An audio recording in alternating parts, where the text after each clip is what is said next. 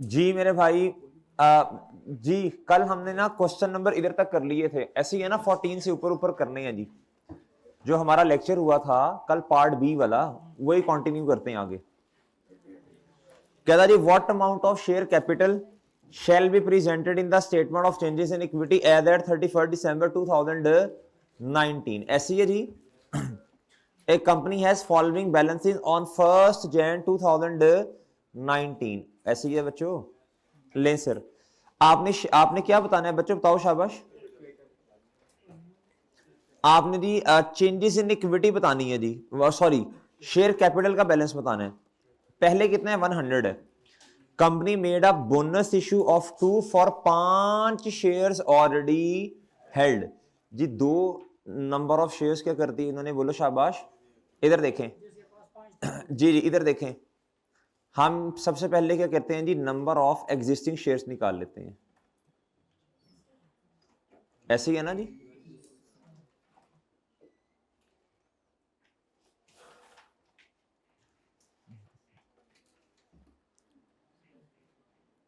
Number of existing shares निकाल लें, ऐसी है जी।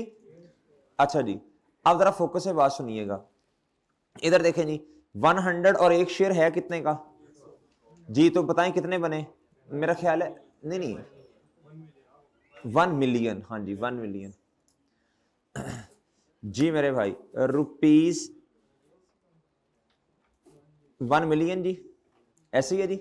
अब आप निकाल लें नंबर ऑफ बोनस जी, नंबर ऑफ, जिस तरह वो राइट शेयर्स नहीं निकालते थे, मल्टीप्लाई बाय 2/5 कर लें या 40% कर लें, 2/5 कर लें या जैसे आपको मुनासिब लगता है। 2/5 40 कितना आया बच्चों, 0 पॉइंट, ऐसी है जी। अच्छा अब बोनस शेयर जब इशू होते हैं ना मेरे भाई, तो एंट्री क्या होती है बताएं।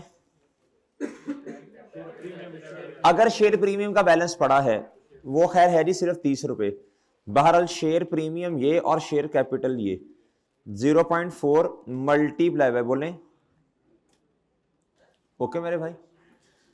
इधर भी 0.4, लेकिन अब मसला पता क्या है मेरे भाई, मसला ये है इसका बैलेंस जो है ना वो सिर्फ पड़ा है 30 रुपए, बाकी 10 किधर चला जाएगा। बहरहाल उसने तो हमसे पूछा क्या था, बोलो शाबाश, शेयर कैपिटल। तो भाई 40 इस वजह से आया और 100 पहले था, तो जवाब बना ये ना डी वाला सही कर लें, ये करेक्शन है जी। इसमें ये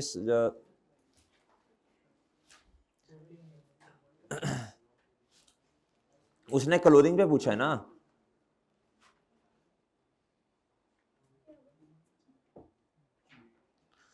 ले जी नेक्स्ट आ जाओ मेरे भाई। कहता जी what amount of share premium shall be presented in the statement of changes in equity at 31st December। भाई पहले बताओ प्रीमियम कितना है 30 का। अच्छा नंबर ऑफ शेयर्स कितने हैं जी, 1 मिलियन, इतने ही है ना, अभी हम निकाल के आए हैं। क्या था, company made a right issue of 1 for 5, तो 1/5 कर लें 20% आ जाएगा मेरा ख्याल है, सही है भाई जी। आप वो करते थे ना number of right shares, number of right shares कितने आ गए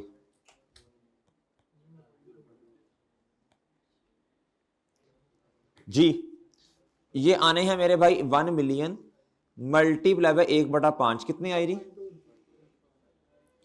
या आप 0.20 भी कर सकते हैं ना, 20% भी कर सकते हैं। अच्छा अब मेरे भाई एंट्री क्या होती है, कैश डेबिट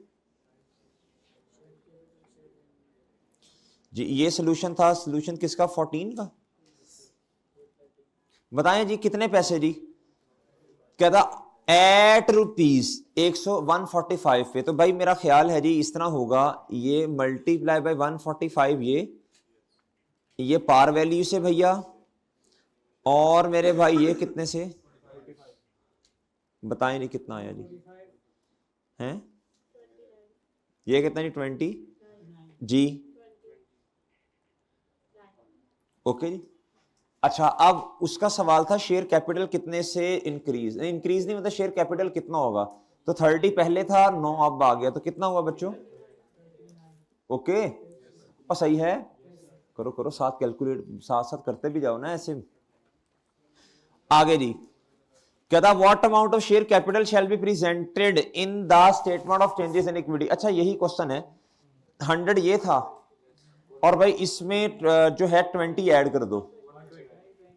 ये सेम वही सवाल है, सेम डिटो कॉपी क्वेश्चन है जी, ये इसका 120 जवाब आएगा। ओके भाई, ये सेम क्वेश्चन है, सेम। आगे, incremental depreciation has following effects on statement of changes in equity, revaluation, surplus, debit, retained earnings, credit. जवाब बता दें। बीटा है मेरा ख्याल है, ऐसी है जी। If there is no balance in share premium, transaction cost किधर जाएगी फिर बच्चों? कहता जी transaction cost relating to issuance of share are usually debited to which two of the following are usually shown in statement of changes in equity when bonus issue of share is made? जी बताएं जी। Share capital G, कहता जी when bonus issue of shares, share premium क्या होगा बच्चों? Debit, शाबाश। और increase क्या होगा? ये डन मेरे भाई। Which two of the following are usually shown in statement of changes in equity when right issue of share is made? Done. Equity की बात कर रहे हैं ना, चेंजेस इन इक्विटी की बात कर रहे हैं, वैसे तो कैश ने भी होना है जी। कहता है how this dividend shall be presented in statement, in financial statement for the year ended 30 June 2019। Company का प्रॉफिट कितना? 80 मिलियन। कहता है 30 जून 2019 ईयर एंड है। शेयर कैपिटल कितना है? 500 million. The board of directors propose the final dividend of 10% just after the year and for the year ended. किस साल का डिविडेंड बच्चों डिक्लेयर हुआ? इसका इंपैक्ट 19 का 2020 में जाएगा। उसने सवाल पूछा 19 पे, बताएं किस तरह इनको इसको हमने रिप्रेजेंट करना। आपने कहना जी it shall not be recorded. कहता हाँ इसका अंग्रेजी में डिस्क्लोजर आ जाएगा। भाई ये तो इसका इंपैक्ट हमने पढ़ा फाइनल का, चाहे कैश हो चाहे बोनस हो, अजीम अगले साल में जाएगा। हाँ गा नहीं, हाँ हाँ मेरे भाई, हाँ आपको अंग्रेजी में ये बताना पड़ेगा कि इस साल इतना डिविडेंड डिक्लेयर हो चुका है, जिसका इंपैक्ट अगले साल में आएगा। हाँ जी। कहता how this dividend shall be presented in the financial statement for the year ended 2019। ये वही वाला क्वेश्चन है बच्चों। कहता डिक्लेयर हुआ इंटरिम डिविडेंड। मेरे भाई 10% रेट है, किस पे लगेगा? शेयर कैपिटल पे। तो मेरे मासूम दोस्तों रिटेन्ड अर्निंग्स डेबिट और बताएं जल्दी से, शाबाश। ये होगा ना, कहता जी rupees 50 million deducted from retained earning. हाँ ये है ना भाई, तो मैंने समझा ये इक्विटी क्या कह रहा है, इसलिए कहां से डिक्रीज होनी। ये रिपीट हुआ है। ए डेबिट बैलेंस, ये एक दफा समझा चुका हूं, डेबिट ट्रांजैक्शन और बैलेंस में फर्क होता है। इंडिकेट्स दैट, बोले the company has accumulated losses. Which of the following issued by an entity is treated as liability? कहता which of the following is not considered transaction. ये रिपीट हुआ है बच्चों। प्रॉफिट फॉर द ईयर, आपको ये पास paper में भी आया हुआ था, एंड पे जाके देखें।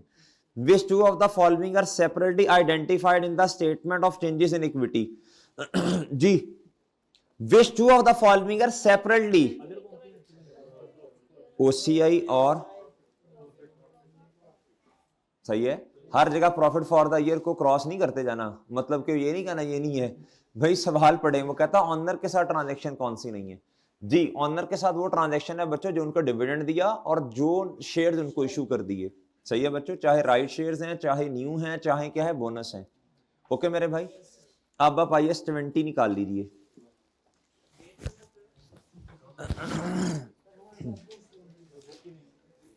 आई हैं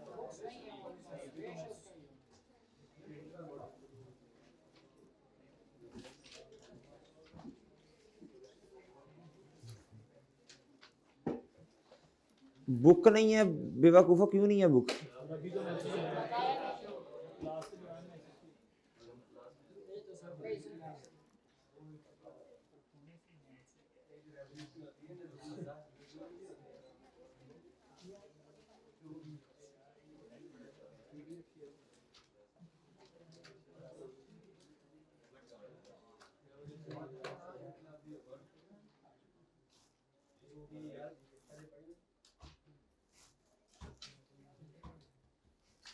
जी मेरे मासूम दोस्तों जी कहता जी इसमें ना मेरे मासूम दोस्तों ये वाला कार्ड देना है, ये वाला तीसरे वाला गवर्नमेंट ग्रांट मेरे भाई। हसन यार हसन आना, आपको इंडेक्स बना के दूंगा, पेज नंबर ना सारा इस तरह, ठीक है, वो इसमें सारे सफा नंबर लिखे होंगे, ठीक है, ठीक है हसन, ये तुम्हारा पेज नंबर वाला मसला तो मेरे चांद हल इंडेक्स में से बना हुआ है, जरूरत नहीं है, आपको बता देंगे किस जगह पे इंडेक्स है, ठीक है जी जी। अच्छा इसमें ना सिर्फ 13-14 एमसीक्यूज हैं, ये अच्छा ये कोई इतना वो टेक्निकल भी नहीं है IS-20, बस इधर से मेरा चांद, ये इलेक्ट्रॉनिक बोर्ड शेयर हो जाएगा इंशाल्लाह, ठीक है जलील, ठीक है मेरे भाई, हाँ हाँ नहीं करना है। अच्छा टिटो पार्टी कम करो, what should be recorded in the financial statement on 1 January 2022। अच्छा बच्चे मैं मोटी मोटी बातें ना इसमें रिवाइज करवा दूंगा आपको IS-20 में। मेरे भाई ये जी गवर्नमेंट से हमें पैसे मिले, अच्छा चुप चुप भाई चुप, गवर्नमेंट से हमें पैसे मिले जी, ग्रांट मिली जी, मैं अभी ना लक्ष्मी की बात कर रहा हूं, और उसके साथ कोई कंडीशन आयद नहीं है, वो जी इमीडिएट फाइनेंशियल सपोर्ट है, या फिर पास से रिलेटेड कोई इवेंट था जिसके बदले में पैसे मिले, फौरन आप इसे इनकम बना लें sir, cash debit income credit, government grant income credit. अगर मेरे भाई आपको ना किसी एक्सपेंस के बदले में कोई खर्चा वगैरह मिला, खर्चा मर्चा, और मेरे भाई आप कैश को डेबिट करेंगे, और इसके लिए 2 अप्रोचेस हैं, एक है इनडायरेक्ट अप्रोच, एक है डायरेक्ट अप्रोच, घर जाकर रिवाइज कीजिएगा, कोई मसला नहीं है, परेशान नहीं हो ना, मुझे पता है बच्चे भूल जाते हैं यार, एक है डायरेक्ट और एक है इनडायरेक्ट। डायरेक्ट का मतलब क्या है मेरे भाई?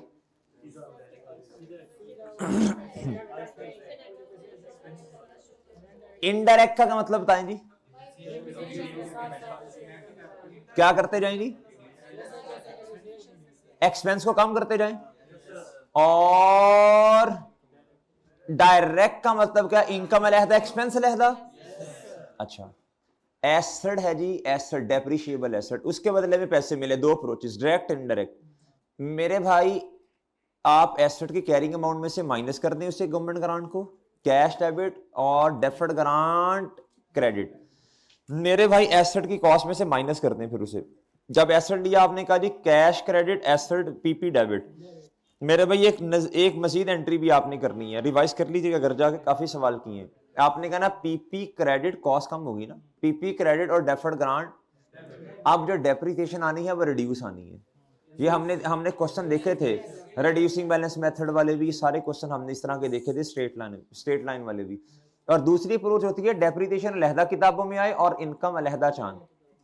अच्छा जी अब मेरे मासूम दोस्तों इसी तरह नॉन मॉनिटरी एसेट है, अगर गवर्नमेंट ने वो दे दिया तो मेरे मासूम दोस्तों फिर क्या करना है, बोलो शाबाश, नॉन मॉनिटरी एसेट दे दिया, 2 approaches, nominal value, nominal value, nominal value, या फिर फेयर वैल्यू, इन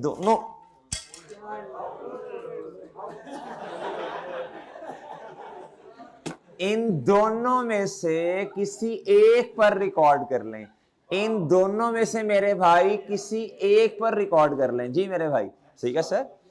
अच्छा जी नॉमिनल पे करना है तो मेरे मासूम दोस्तों देखें जो भी चीज होगी वो डेबिट हो जाएगी, और कैश थोड़ा सा जो आपने पे किया वो क्रेडिट, और मेरे मासूम दोस्तों अगर फेयर वैल्यू पे करना है थोड़ा सा जो कैश वो क्रेडिट, और चीज की फेयर वैल्यू जो है वो डेबिट, और बाकी चला जाएगा डेफर्ड ग्रांट। ओके भाई चलें बहरल, और अगर रीपेमेंट है, अगर एक्सपेंस की रीपेमेंट है तो मेरे भाई आपको शायद याद नहीं होगा, आप शेयर्स की थी, एक्सपेंस की रीपेमेंट है, यानी जिससे एक्सपेंस के बदले में ग्रांट मिली, जिसे रेवेन्यू एक्सपेंस कहते हैं, कैश क्रेडिट और आप शेयर्स की थी, इसमें तो डेफर्ड ग्रांट किताबों में मेरा ख्याल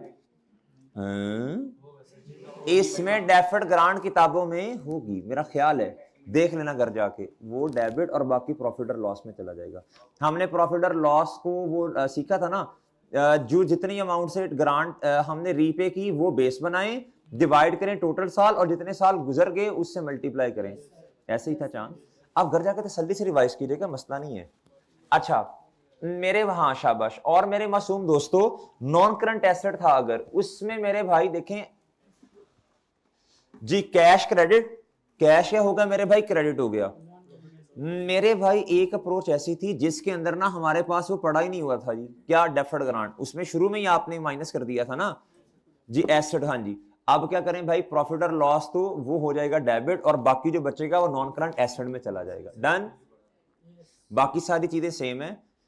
और दूसरी अप्रोच ये थी जिसमें आप इनकम सेपरेट लेके जा रहे हैं किताबों में और एक्सपेंस सेपरेट, उसमें मेरे भाई कैश क्रेडिट, प्रॉफिट और लॉस डेबिट, और मेरे भाई डेफर्ड ग्रांट जो पड़ी है वो क्या हो जाएगी, debit. Okay sir, okay sir.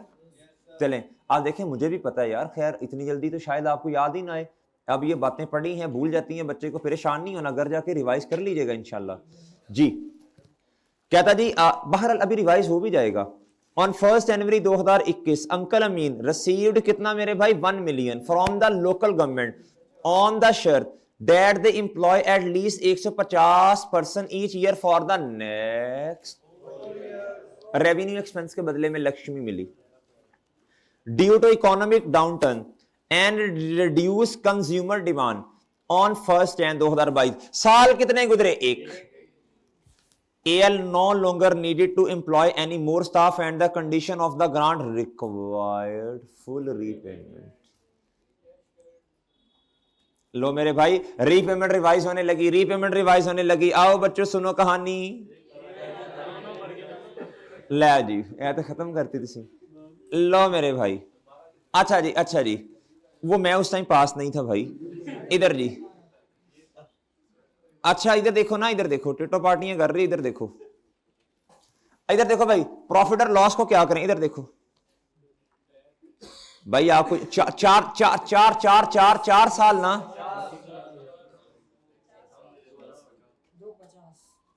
और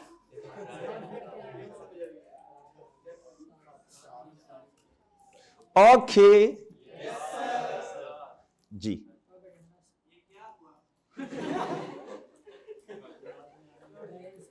ठीक है भाई, सर सही है, सही है सर। जवाब आपने बताना है भाई, मुझे जल्दी बताओ ना जवाब। हा हा हा हा हा, जवाब बता इधर जी, बोले बच्चों। बीटा जी कहता जी which of the following are acceptable methods of accounting for grant relating to the asset? Setting up the grant as deferred income, credit the amount received to profit or loss, deduct the, हाँ deduct, ले मेरे भाई, add the grant नहीं, deduct the grant, asset की carrying amount में से minus कर दें, और दूसरा है setting up the grant at deferred income. एक दफा आपको बता ही दें, आई फिर देखी जाएगी। वो जनरल एंट्रीज बड़ी फेवरेट है अपनी भाई। ये मेरे भाई, आपने डेफर्ड ग्रांट क्या कर दिया बच्चों, बोलो। लो मेरे भाई, ओके सर। फिर आपके पास बच्चों एसेट आ गया, हो गया फॉर एग्जांपल जी, पता नहीं अब क्या था, पीपी डेबिट कैश। अच्छा ये तो बच्चों को समझ आता है। एक एंट्री जो आती है ना जिसमें आप एसेट की कॉस्ट को कम करते हो, वो वाली मैं करवाने लगा हूं।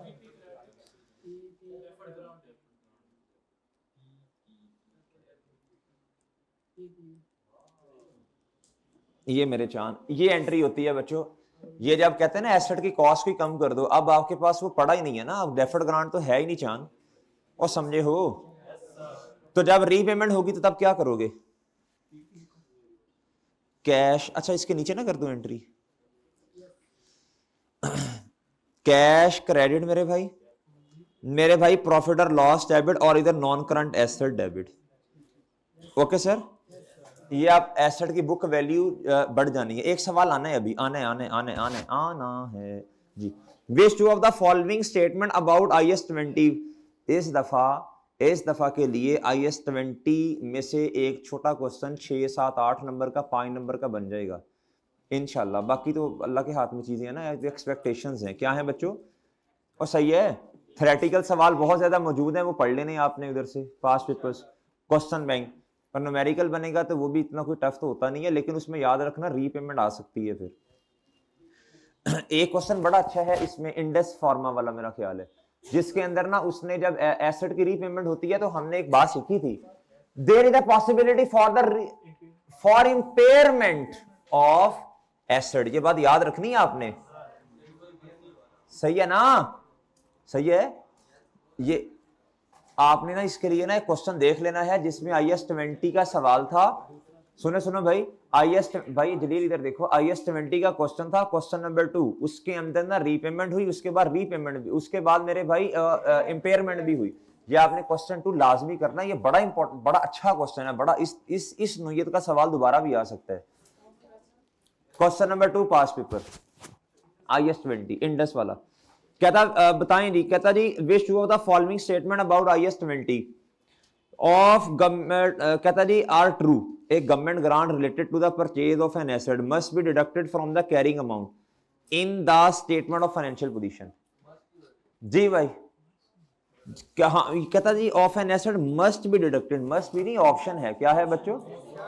A government grant relating to the purchase of an asset should be recognized in profit or loss over the period of an asset। ये यार ये तो देखो ना, अब आपने थोड़ा थोड़ा करके किताबों में लेके जाना है।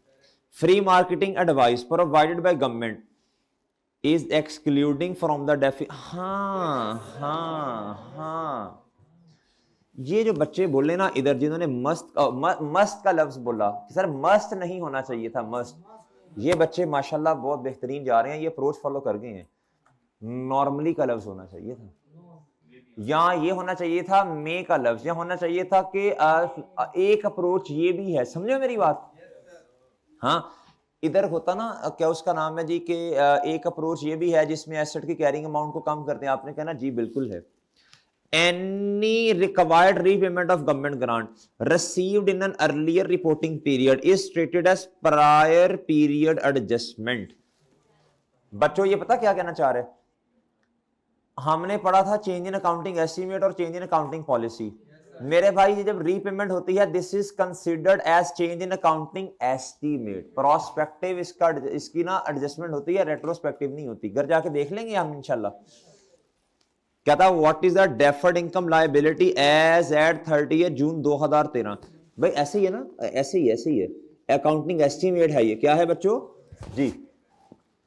क्या लायबिलिटी पूछ रहा है मेरे भाई, तरह गौर से बतानी है आपने। अकाउंटिंग पीरियड के एंड पे ए manufacturing entity received a grant of 1 million towards the purchase of a machine, 1 million. कहता ऑन 1 जनवरी 2000, जी मेरे भाई 13। और अच्छा कब ग्रांट कब मिली ये भी देख लें, 1 जनवरी 2013, साल के दरमियान में मेरे चांद। कहता जी the grant will be repayable if the entity sell the asset within 4 साल। अच्छा जी, कहता द एसेट है द यूजफुल लाइफ ऑफ 5 साल। अब देखें 1 साल की इनकम कितनी बनेगी मेरे भाई? 2 लाख। इस तरह होगा ना ये ग्रांट जो है, 1 साल की इनकम कितनी? लेकिन मेरे भाई 6/12 हमारे वाले साल में 1 जनवरी पे आई, तो 1 लाख इनकम में चला गया, 1 लाख इनकम में चला गया। शुरू में आपने एंट्री क्या की होगी, कुछ बच्चों को भी समझ नहीं आई होगी ना, ये देखें इधर कैश डेबिट और मेरे भाई डेफर्ड ग्रांट कितने से, ऐसे ये एंट्री हुई 1 जनवरी 2013 पे, 30 जून 2013 पे क्या एंट्री होनी है मजीद, इधर देखें। और मेरे मासूम दोस्तों जी, ये इधर वर्किंग कर दी ना हमने। मेरे भाई साल के एंड पे लायबिलिटी कितनी है जी बताएं? 9 लाख पड़ी होगी। आई मेरे भाई समझ? पहले मैं इस तरह, फिर मैंने कहा एंट्रीज कर दें इनको। डन मेरे भाई? और डन है? आप साथ हैं हमारे? जी जी मेरे भाई। ओ हा, मजा आएगा। रिड्यूसिंग बैलेंस मेथड, क्या मेरे चांद यार? रिड्यूसिंग बैलेंस मेथड में ना हमने एक फॉर्मूला सीखा हुआ है। अगर पहले साल की डेप्रीसिएशन है जी, या पहले 150,000, अगर पहले साल इनकम में जाना है 150, तो दूसरे साल इसने रिड्यूस होना है ना, कम होना है ना। तो 150,000 जो डेप्रीसिएशन का रेट है 30% है, इसको 70% करें, कितना आता है ये? रिड्यूसिंग बैलेंस मेथड में एक शॉर्टकट सीखा हुआ है हमने जी। पहले साल की मिसाल के तौर पर जो डेप्रीसिएशन है, अगले साल की डेप्रीसिएशन उससे कम मानी है, कितने % कम मानी है? जो डेप्रीसिएशन का रेट है तो ये जो जवाब है इसने 30% कम होकर 70% पे पड़े होना है, याद रखिएगा। इसी तरह मेरे भाई रिड्यूसिंग बैलेंस मेथड में ये एक्सपेंस का तरीका, और अगर इनकम में आपने कोई अमाउंट लेके जानी है तो मेरे भाई जो पहले साल की इनकम है, भाई स्ट्रेट लाइन में तो हर साल सेम है ना, पहले साल 2 लाख, फिर 2 लाख, फिर 2 लाख, फिर 2 लाख, फिर 2 लाख। रिड्यूसिंग में ऐसा नहीं है, हर साल की इनकम जो है मेरे भाई पिछले साल से, बोले हर नहीं सॉरी इस तरह, हर आने वाले साल की इनकम पिछले साल से कम होनी है। कितने परसेंट? 30%, जो रेट है क्वेश्चन में गिवन। ये पढ़िएगा, a company receive a government grant of 5 lakh on 1 April 2017, और हमारा जी सवाल है जी 31 मार्च 19 पे, यानी मेरे भाई कहता what amount of income shall be recognise. ये दूसरे साल की बात नहीं कर रहा। 1 अप्रैल 17 ये स्टार्ट होके 31 मार्च 18 पे खत्म हुआ होगा, और इससे अगला काउंटिंग पीरियड खत्म हुआ होगा जी 31 मार्च 19 पे। कहता to facilitate the purchase on the same day of an asset, cost कितनी है मेरे भाई? शाबाश, एक्टिव एक्टिव एक्टिव, एंड वाले भाई, एंड वाले भाई, एंड वाले भाई, 7.5 lakh. The asset has a fair value, asset has a 5-year useful life and depreciation 30%, reducing balance method. Company policy is to account for all the grants received as deferred income. आप देखें कहता income बताएं बच्चों, पहले साल की income कितनी बनी, बोलो शाबाश। ये देखें received a government grant of इतना ना, तो पहले साल की इनकम बनी मेरे मासूम दोस्तों 5 लाख मल्टीप्लाई बाय 30% करें, आ गया मेरे भाई। अगले साल जो है ना मेरे भाई, यहां तो फिर 2 तरीके हैं, रहने दो वो तरीका, बस इसी को क्या करते हैं मेरे भाई 70% से रिड्यूस कर दें। मेरा ख्याल हमने सीखा भी हुआ ये जी। आ गया जवाब मेरे भाई। आगे, what amount of liability to be presented in the statement of financial position at the end of first year। ये देखने में क्वेश्चन मुश्किल लग रहा है, बड़ा सीधा सा। A manufacturing entity is entitled to a grant of 3 million, कहता जी for creating 50 jobs and maintaining them, कहता 3 साल मेंटेन भी करना है। Rupees 1.5 million is received when the jobs are created, और कहता बाकी तो खैर बाद में जाके मिलेगा। अभी मिला कितना? कैश डेबिट 1.5 मिलियन से और डेफर्ड ग्रांट क्रेडिट। कहता जी the entity creates 50 job at the beginning of year 1 and there is reasonable assurance that this level of employment will be, मेरे मासूम दोस्तों, मेंटेन। अच्छा, उसने पूछा 1 साल के एंड पे लायबिलिटी कितनी, तो भाई बड़ी सिंपल बात है, 3 मिलियन मेरे भाई जो है ना वो आपने टोटल आपको मिला। 1 साल की इनकम कितनी है जी? 1 मिलियन। पहले साल की इनकम कितनी है? स्टेट लाइन के मुताबिक 1 मिलियन। पैसे कितने ले लिए आपने? 1.5 शुरू में। भाई शुरू में तो 1.5 की 1.5 मिलियन है ना, cash debit deferred grant income जी क्रेडिट। मेरे भाई जैसे ही 1 साल गुजरा आप क्या करेंगे? डेफर्ड ग्रांट इनकम मेरे भाई 1 मिलियन से डेबिट और ग्रांट इनकम क्रेडिट। अभी भी किताबों में 5 लाख जो आपने ज्यादा ले लिया प्री रिसीव, वो आपकी मेरे भाई नेट लायबिलिटी है। ये क्या है? नेक्स्ट जी, if a government grant must be repaid it is, हाँ ये बात आ गई ना, it is change in accounting policy. Well done, ये वही बात आ गई दोबारा। If an entity received a non monetary asset then it is accounted for, जी बोले शाबाश। भाई देखो बात सुनो, इधर ना आपने मार्केट वैल्यू का तस्करा नहीं करना, जो लव स्टैंडर्ड में इस्तेमाल हुए वही कर लो, ठीक है मेरे भाई? सही है ना? ये नहीं कहना सर फेयर वैल्यू एक ही बात है, और बात समझे हैं, कुछ चेंज भी है इसमें। नॉर्मली हम समझ लेते हैं फेयर वैल्यू बराबर, फेयर वैल्यू मार्केट वैल्यू एक ही बात है, तो बात समझे हैं जी। है which of the following are not considered government assistance, जी बताएं जी, गवर्नमेंट असिस्टेंस जो नहीं है जी।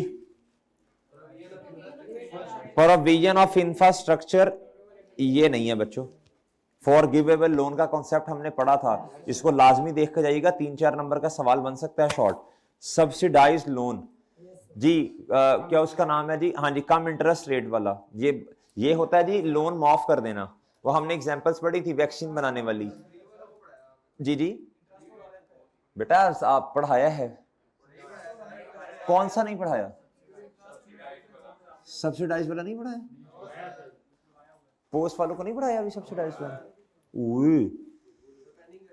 हाँ ठीक है, इसको पेंडिंग कर देते हैं। ये सुहेर है इधर? अच्छा काजी नोट कर लो इस बात को ना, प्री वालों को और पोस्ट वालों को सब्सिडाइज लोन का कॉन्सेप्ट नहीं बताया, नोट कर लो अपने पास। अच्छा जी, बहरहाल फिर भी ये तो पता है ना, ये तो पता है ना आपको भैया, ये गवर्नमेंट ग्रांट की डेफिनेशन से निकल गया ना इंफ्रास्ट्रक्चर, और सही है ना, तो ग्रांट है ना असिस्टेंस है, इसका कुछ भी नहीं करना।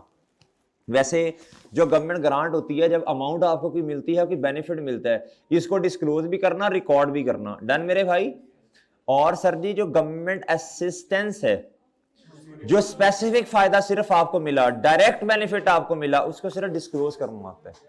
जो सारी जनता को, आम आवाम को बेनिफिट मिला, वो ना उसको भाई ना डिस्क्लोज करना, ना बच्चों रिकॉर्ड करना, nothing to do. Which of the following is not a correct treatment of government grant relating to an asset? जी बताएं जी, शाबाश। डेफर्ड इनकम, ये तो सही है।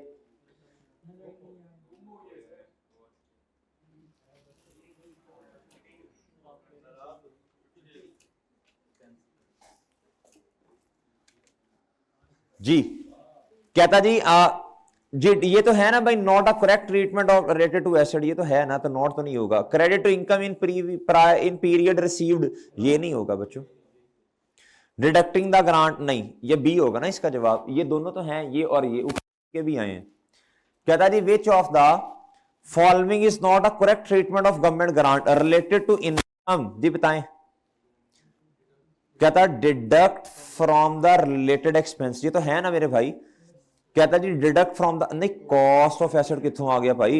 ये कहता जी प्रेजेंट एज अदर इनकम, और सही है। अदर इनकम का मतलब है जी डेफर्ड को डेबिट करो, अदर इनकम को क्रेडिट करो, सही है। और इसका मतलब है जी रिड्यूस कर दो एक्सपेंस को। जी ये नहीं है, ये तो नॉन करंट एसेट के लिए होता है ना, डेप्रिशिएबल एसेट।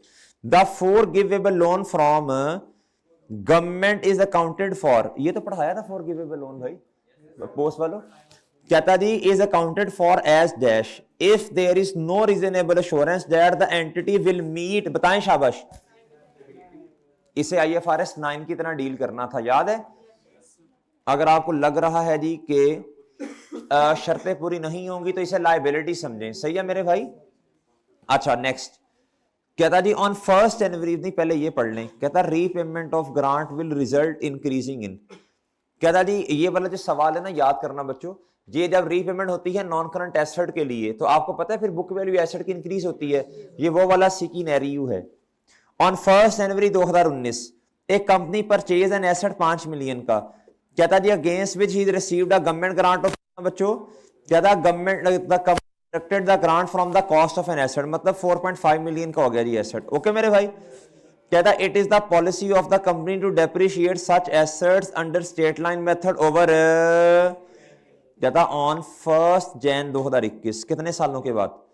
कहता government grant become repayable due to non fulfilment of the conditions, repayment of grant will result in, entry कर लो मेरे भाई। कैश क्या हो जाएगा? क्रेडिट,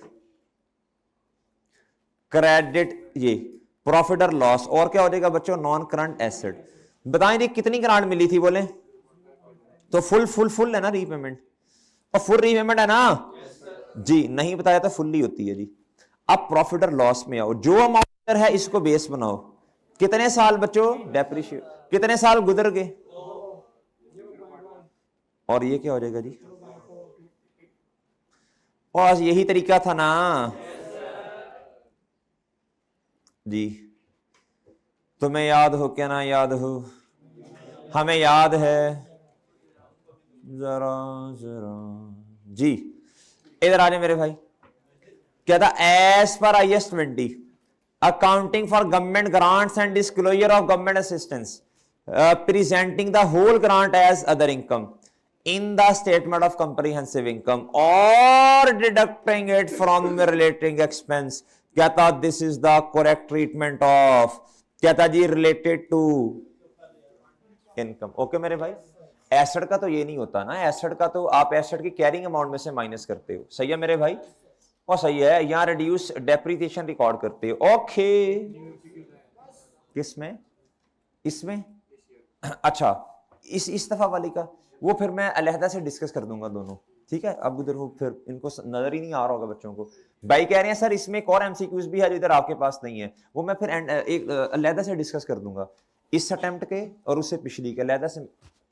जी ओए चुप हो जाए, चुप हो जा।